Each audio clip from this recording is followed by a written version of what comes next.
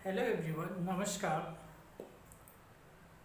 हमेशा हर कोई रामायण, महाभारत, वेद, पुराण की बातें कहकर हमें कई सारी बातों पे निरर्थ कर देता है, लेकिन जिसका रियल उद्देश्य है पढ़ने का, मुख्य उद्देश्य पढ़ने का होना चाहिए, वो अपने जीवन को समझने के लिए होना चाहिए, पर ऐसा होता नहीं है। अब रामचरितमानस का अयोध्या कांड मैंने पढ़ के ख़त्म कर दिया। इसे पढ़ने के बाद मेरा जो अपना नज़रिया विकसित हुआ वो 10 बातों में ख़त्म हो जाती है कि आखिर अयोध्या कांड क्यों पढ़ना चाहिए। क्योंकि अब फिर से ना राम का जन्म होने वाला है, नहीं फिर से राम का राज्याभिषेक होने वाला है, या फिर भविष्य में ऐसा कभी अवतार होता है तो देखा जाएगा। पर हर इंसान के जीवन के लिए क्या महत्वपूर्ण है, सबसे पहला पॉइंट है, सबसे पहले पॉइंट है, पहला नज़रिया है कि ये एक परिवार की कहानी, एक बड़े परिवार की कहानी है। आप पहले इस नज़रिए से पढ़िए। एक परिवार है, छोटा है या बड़ा। अगर छोटा परिवार है तो समस्याएं भी छोटी होंगी, बड़ा परिवार है तो समस्याएं भी बड़ी हो सकती हैं। दूसरी बात है, हर परिवार में हर किसी को समझाया नहीं जा सकता, सिखाया नहीं जा सकता। कुछ मूर्ख, कुबुद्धि और अज्ञानी और अहंकारी लोग होते हैं और उनकी नकारात्मक बातें काफ़ी दुष्प्रभाव पूरे परिवार पर छोड़ती है। अपने बच्चों का हित सोचना गलत नहीं है, पर दूसरे के बच्चों का हित सोचना बहुत ही गलत बात है। शायद ये एक तरह से अधर्म ही है। तीसरा पॉइंट ये है, इस नज़रिए से पढ़ना चाहिए, किसी का विचार जानना बहुत ज़रूरी है। आप अगर कोई निर्णय ले रहे हैं, किसी के लिए भी ले रहे हैं, तो आप सामने वाले का नज़रिया भी ज़रूर जान लीजिए। अगर आप नहीं जान रहे हैं, बिना उसका नज़रिया जाने आप उसके ऊपर अपना निर्णय थोपना सही नहीं। अगर उसने आपके निर्णय को बैकआउट कर दिया, अवहेलना कर दिया, तो नुकसान आपको ही होगा। गलत निर्णय का परिणाम सिर्फ एक इंसान ही नहीं भोगता, बल्कि उससे जुड़े सभी लोगों को भोगना पड़ता है। माना कि एक इंसान ने अपने जीवन के लिए गलत निर्णय लिया, पर ऐसा नहीं है। आपसे जुड़ा हर इंसान आपके गलत निर्णय का भुक्तभोगी होता है। कुछ लोग आपसे दूर हो जाते हैं, कुछ लोग आपको अपना आदर्श मान लेते हैं। जिनकी जैसी बुद्धि होती है, जिनका जैसा जिस ओर झुकाव होता है, सकारात्मक रूप से या नकारात्मक रूप से, वो उस नज़रिए से आपके निर्णय को लेते हैं। पांचवा पॉइंट था,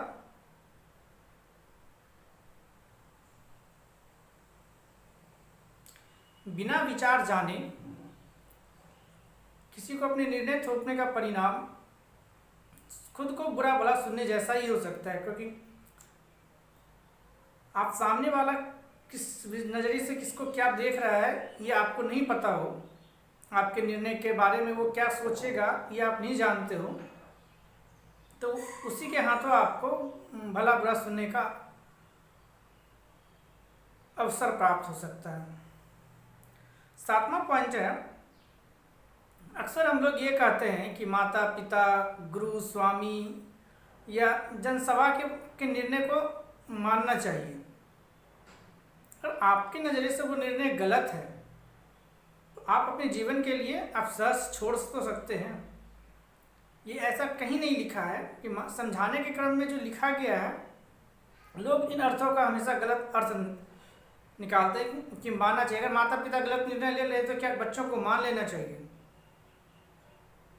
यहाँ इस संदर्भ में नहीं लिखा गया है। आपका निर्णय हमेशा आपका भविष्य तय करती है। आप अपने जीवन के लिए जैसा निर्णय लेते हैं वही आपका भविष्य तय भी करते हैं। किसी के बातों में आकर के गलत निर्णय लेना ये रामचरितमानस अयोध्या कांड तो बिल्कुल नहीं सिखाता। यहाँ भी कर्म की बात कही गई है, ना कि किस्मत की। कर्म करने की ही बात कही गई है, किस्मत का यहाँ कोई लेना देना है नहीं। किस्मत समझाने के उद्देश्य से कई जगह इस एक दो जगह शब्दों का यूज है, लेकिन किस्मत की बात नहीं की गई है। आखिर किस्मत पे लोग इतना विश्वास करते ही क्यों हैं? मुझे तो मेरी समझ से बाहर है।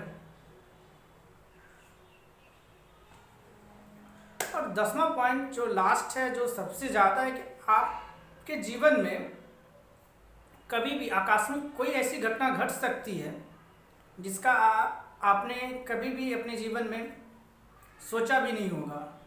हर इंसान के जीवन में प्रकृति किसी न किसी प्रकार की आकस्मिक घटना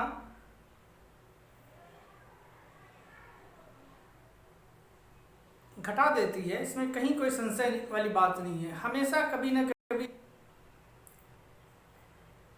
हर सफल व्यक्ति के जीवन में प्रकृति के द्वारा कोई ऐसी आकस्मिक घटना जरूर घटी हुई है जिसकी वजह से उसने अपनी ज़िंदगी को बदलने के लिए सच्चाई का रुख कर लिया, या फिर दुनिया को भूलकर अपनी एक नई दुनिया या अपने एक नए रास्ते पर चलना प्रारंभ कर दिया। तो कभी भी आकस्मिक घटनाओं से घटने पर हमेशा सकारात्मक निर्णय लेने का प्रयास करें। ये अयोध्या कांड का 10 नज़रिया है जो मेरा नज़रिया है।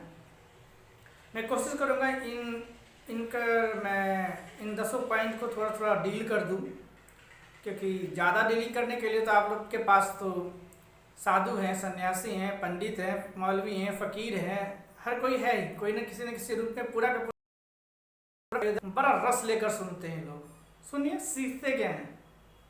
कुछ नहीं। जब आप सीखेंगे नहीं तो आपका जीवन बदलेगा कैसे? एक बात है, शेर को हमेशा सवा शेर मिल ही जाता है।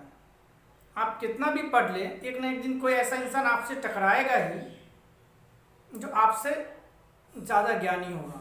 और ज्ञान की इतनी ज़रूरत नहीं है, ज़िंदगी जीने के लिए ज्ञान की इतनी ज़रूरत नहीं है। अगर आपकी ज़िंदगी बदल नहीं रही है तो सारा ज्ञान डस्टबिन में उठा के डाल देना चाहिए। वही ज्ञान चाहिए जिससे हमारी ज़िंदगी बदले। Thank you.